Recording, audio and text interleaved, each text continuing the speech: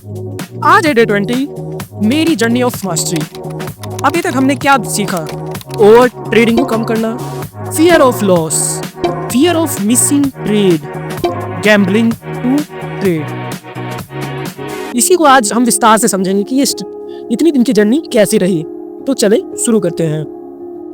First day 1 में हमने एक अपना अकाउंट चालू किया था $250 से। तो डे 1 में से लेके डे 5 तक मैं जो ट्रेड कर रहा था उसमें ना मुझे एंट्री का पता था ना एग्जिट का। कैंडल बनी, मैंने वही एंट्री बना ली कैंडल के बेस पे। वो टाइम फ्रेम यूज कर रहे थे 5 से 15 मिनट का। देन एंट्री लॉस ऐसे ही करते रहे। डे 5 सेम डे, बट एक डाउट आया कि मैं अपने रिस्क मैनेजमेंट पे कहीं गलत तो काम नहीं कर रहा हूँ, क्योंकि अभी मैं 5 दिन से लॉस में था, बट अभी तक मेरे अकाउंट की वैल्यू $196 थी। फिर मैंने सपोर्ट और रेजिस्टेंस के बारे में जाना और उसके साथ स्कैल्पिंग करने की स्टेज शुरू की, बट जितना इजी सोचा था ये उतना इजी नहीं था। फिर आया डे 6। मार्केट में हमने रेजिस्टेंस के एक ब्रेक पे एक ट्रेड प्लान किया जिसके अंदर हमें $3 का प्रॉफिट हुआ और यहाँ पे हमारी खुशी दुगनी। हम टाइम फ्रेम यूज कर रहे थे 5 से 1 मिनट का। देन फिर हमें लॉस हुआ और हमारा अकाउंट फिर गिरा। डे 9 फिर रेजिस्टेंस एंड सपोर्ट पर एंट्री लेना चाहे और निकले, लेकिन जिस सपोर्ट पे हम एंट्री लेते थे वो सपोर्ट टूट जा रहा था। जिस रेजिस्टेंस पे जाके रेजिस्टेंस ब्रेक होने के बाद हम एंट्री ले रहे थे वहाँ पे हमारा स्टॉप लॉस टच हो रहा था और फिर चला जा रहा था। देन हमें समझ नहीं आ रहा था कि बार बार ये हमारे साथ हो क्या रहा है, लेकिन हमने डे 9 के बाद डे 10 तक ये यूज किया। डन, हम अभी भी लगभग लॉस में ही थे।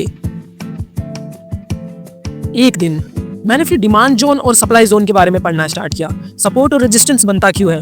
सपोर्ट और रेजिस्टेंस इसलिए बनता है क्योंकि एक जगह डिमांड जोन होती है और एक जगह सप्लाई जोन होता है। हमने इसको फाइंड करने के लिए इसके कैंडल पैटर्न्स को जाना और फिर उससे आगे इसके आगे की पढ़ाई शुरू करी।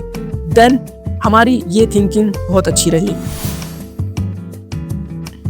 आई थिंक संडे का दिन था और मैंने उस दिन अपनी ओल्ड एंट्री और लॉसेस को एनालाइज करना स्टार्ट किया कि इन 15 दिनों में मैंने कहाँ एंट्री ली और कहाँ लॉस किया। मैंने कुछ नोटिस किया, मैं कभी कभी जिस कैंडल में एंट्री कर रहा था वो सही था और मार्केट वहां तक जा रहा था, मुझे प्रॉफिट भी दिखा रहा था, बट मेरा टारगेट एंड लॉस बहुत बड़ा था। मेरी स्ट्रेटजी ठीक थी, माइंडसेट ठीक था, साइकोलॉजी ठीक थी। दिक्कत आ रही थी टाइम फ्रेम पे।